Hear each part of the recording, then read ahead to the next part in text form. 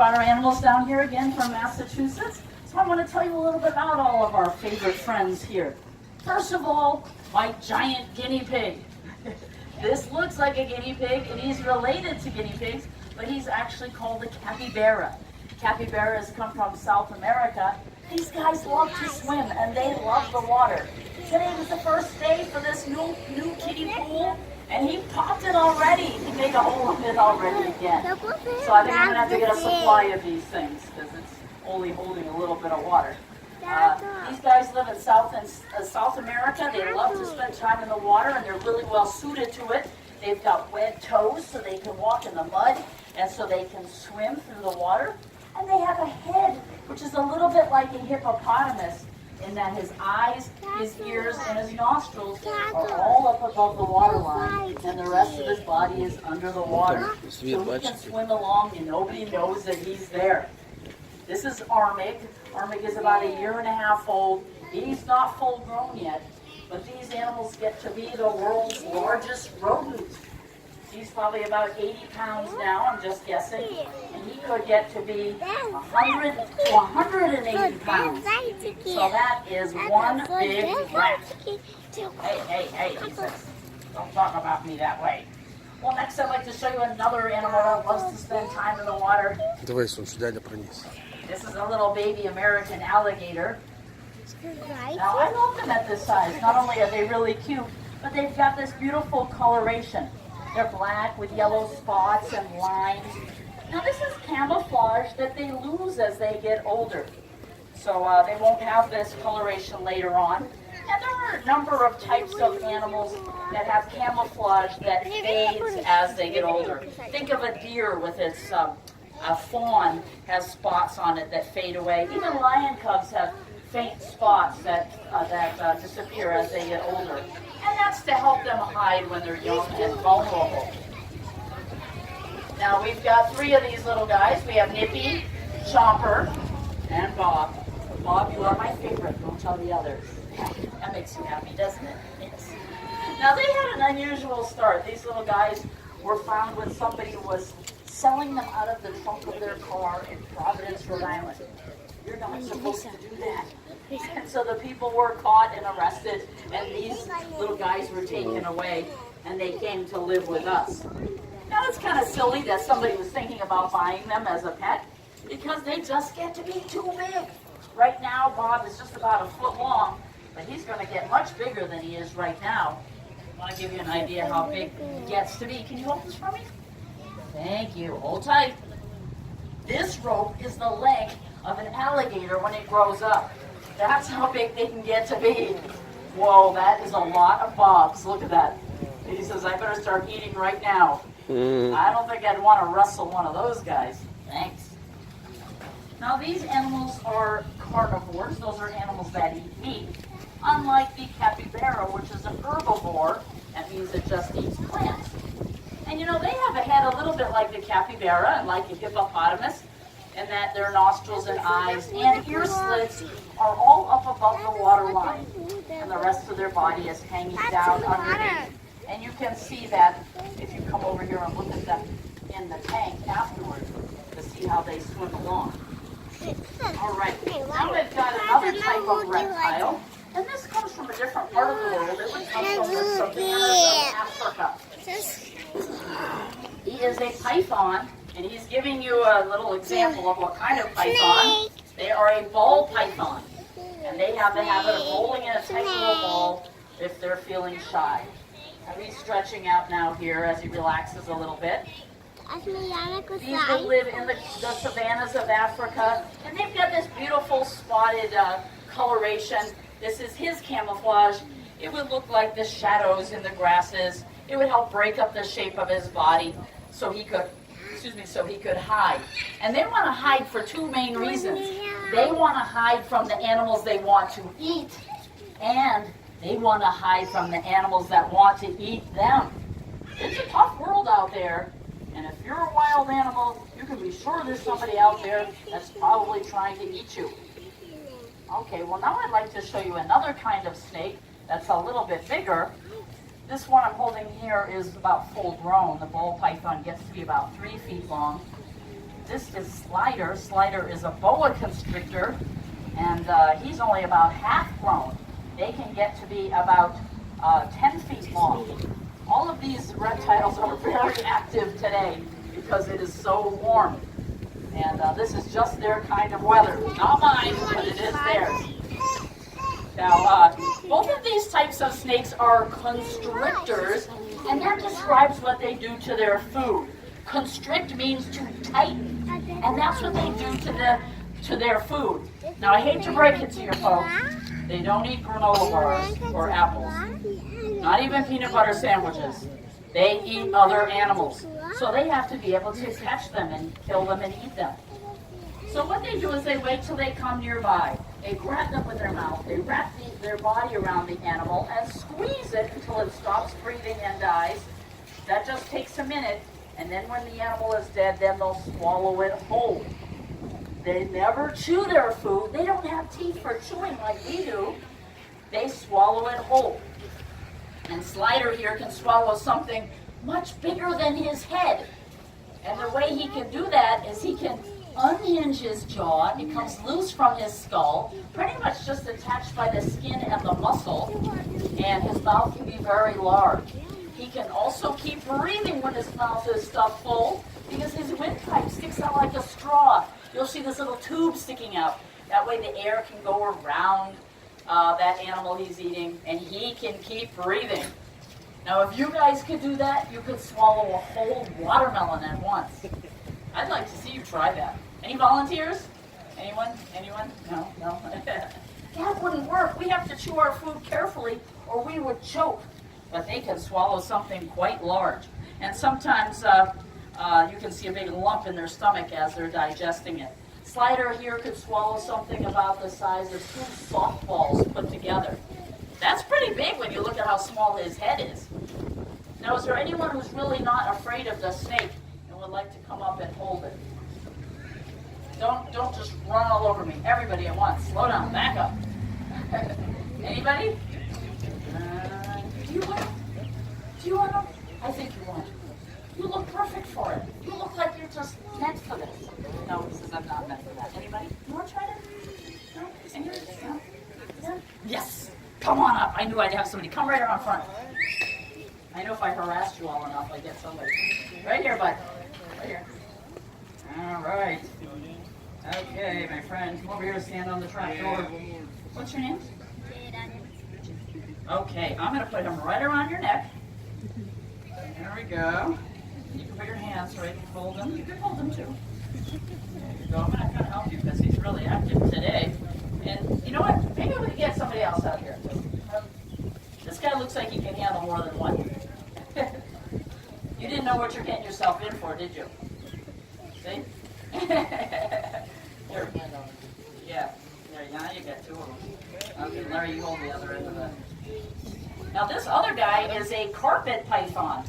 He says, I wasn't signing up for this. This is a carpet python. They come from Australia and the islands around Australia. This is Georgie. Georgie's about full grown. He'll get a little bit fatter than he is right now, but he's pretty good size. Now this is almost safe, so we're doing well here. These snakes are pretty strong. They can swallow something pretty good size, but we haven't lost a volunteer in 3 weeks. So we're very proud of that fact. Thank you very much. All right, let's have a nice round of applause for our helper. Thank you so much. I thought I was going to get nobody. You saved my skin today. All right. Okay, now if you wanted a snake as a pet, they're a pretty good pet if it's the kind of animal you're really interested in. These snakes are a little bit too big, though. I would say for most people, a good choice would be the ball python that we had out here first, or a corn snake. They only get to be about 2.5, 3 feet long. They're pretty good natured, and they're come in some beautiful colors. Okay, well next I'd like to show you a different kind of animal. We have a lot of wild animals out here, but I would really like to have like a kitten. And Larry said he'd bring a kitten out. I think everybody really does like kittens. They're so cute and they're fluffy. So I'm going to put this guy down right here. And see. Oh, wait a minute. I don't think this is a kitten.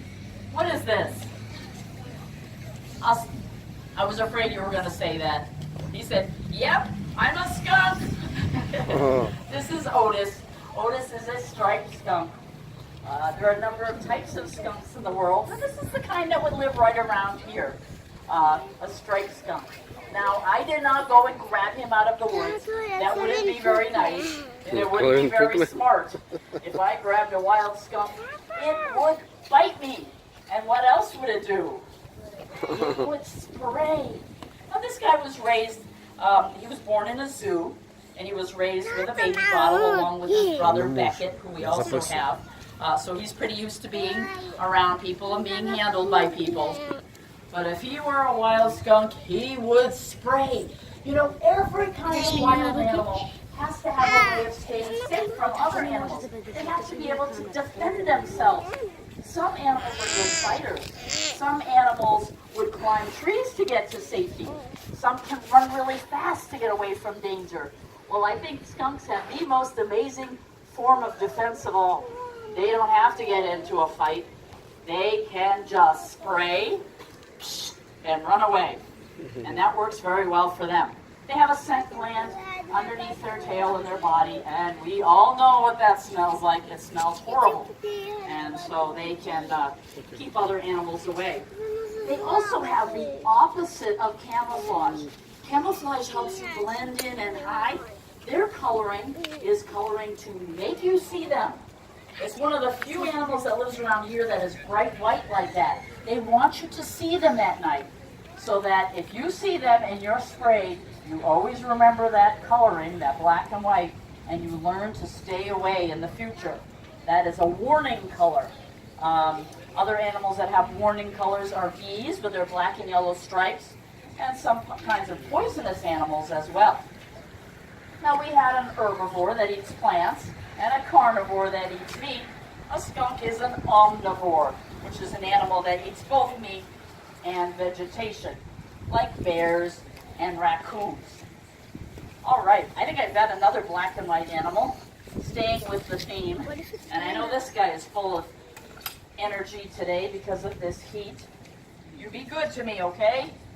Come on, it's not Jurassic Park. Good.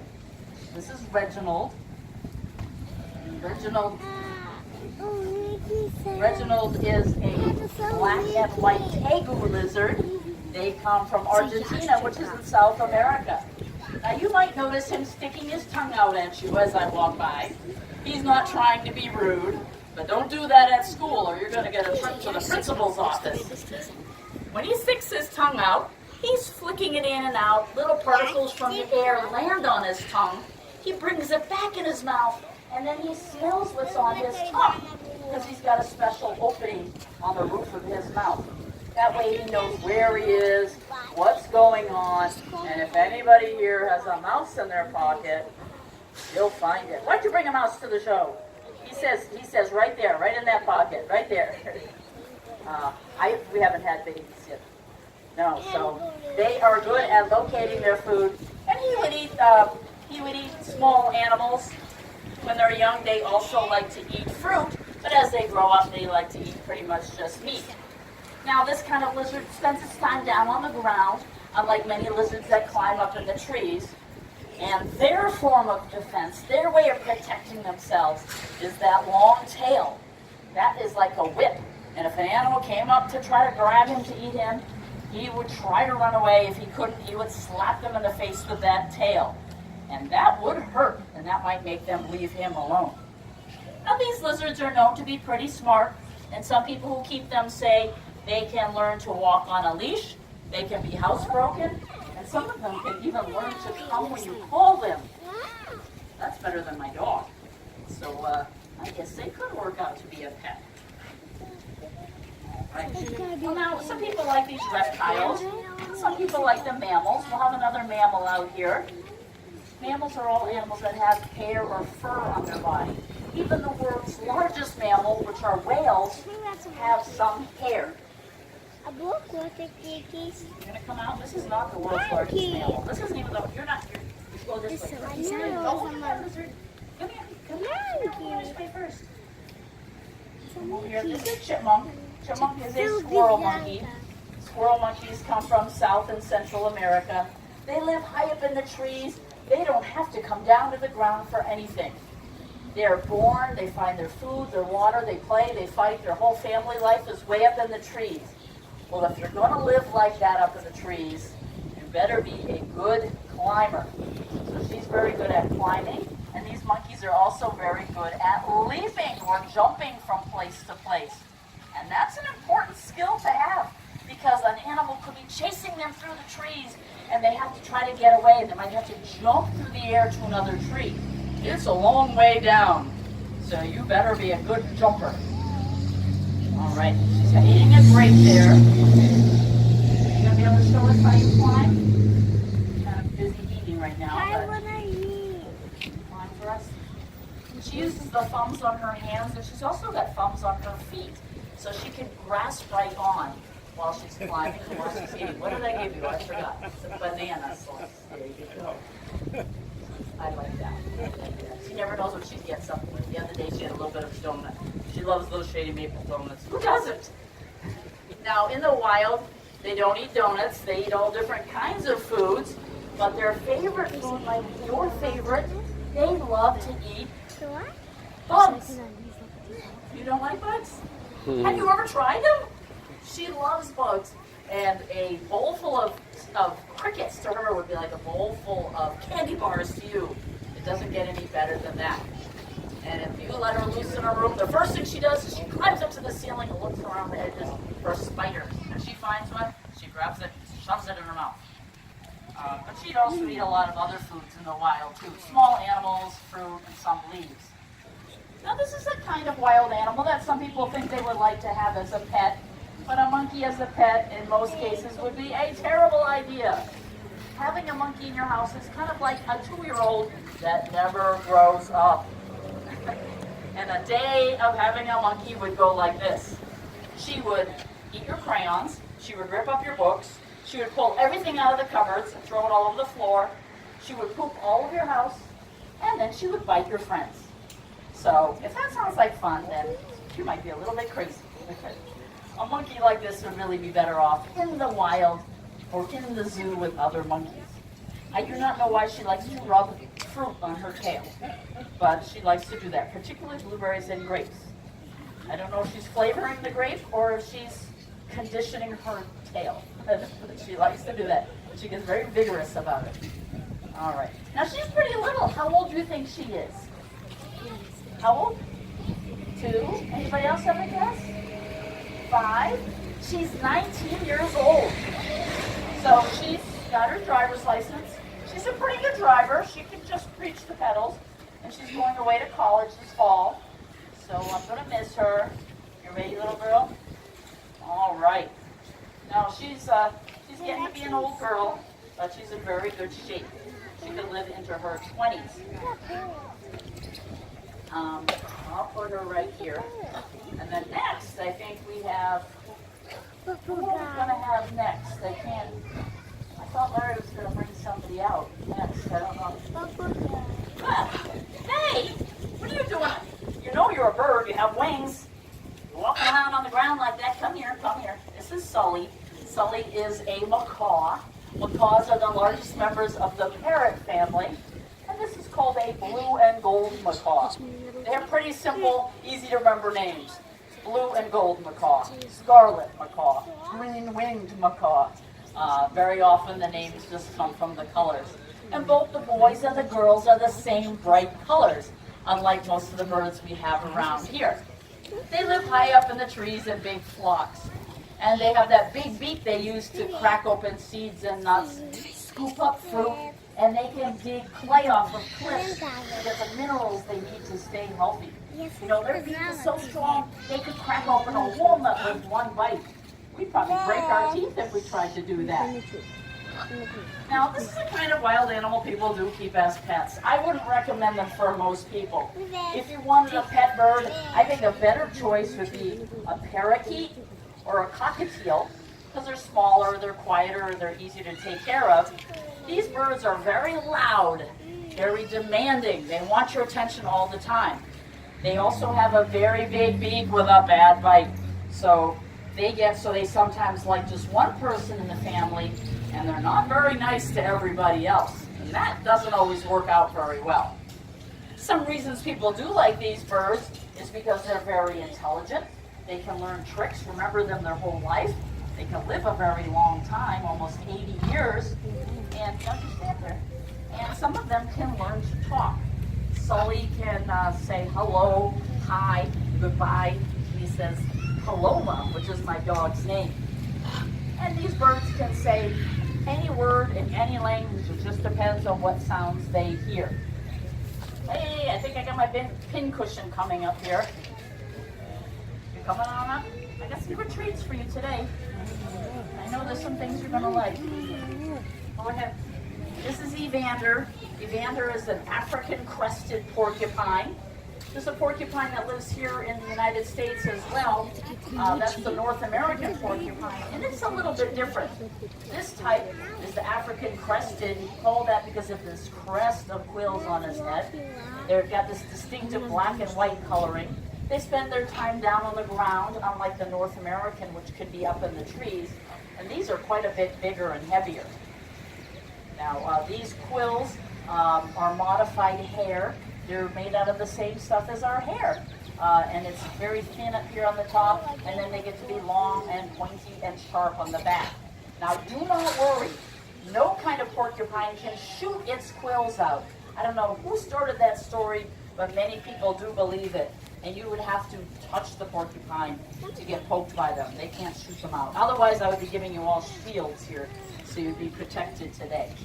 Now, they are pretty tough animals, and if another creature comes up to them, they'll stick their quills up in the air, and they'll run backwards trying to poke at them and jab into the other animal. And they've been known to kill other animals in these attacks, including dogs and leopards and even lions. So they can be pretty fierce and be pretty aggressive. Now, they are an herbivore. He's eating a sweet potato right now. This is Evander. He's a very friendly guy. We've had him a long time. He really likes to be around people. You just have to remember to pet him in the right direction, or you will get poked. Now, after our show is over, I'm going to bring our bug zoo right up front. We have a porcupine, we have a tarantula, the scorpion, and some other little things you can see up close if you're interested. Otherwise, this is the end of this part of our program. I thank you so much for stopping by, and I hope you'll also thank our friends at Shady Maple and Good Store for having us down here in beautiful Pennsylvania once again. Thanks for stopping by, guys. See ya.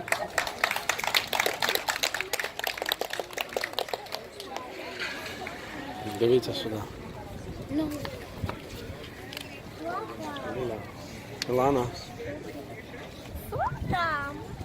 Привіт. Що там? Там павуки. Павуки? Угу. А чого там павуки? Why?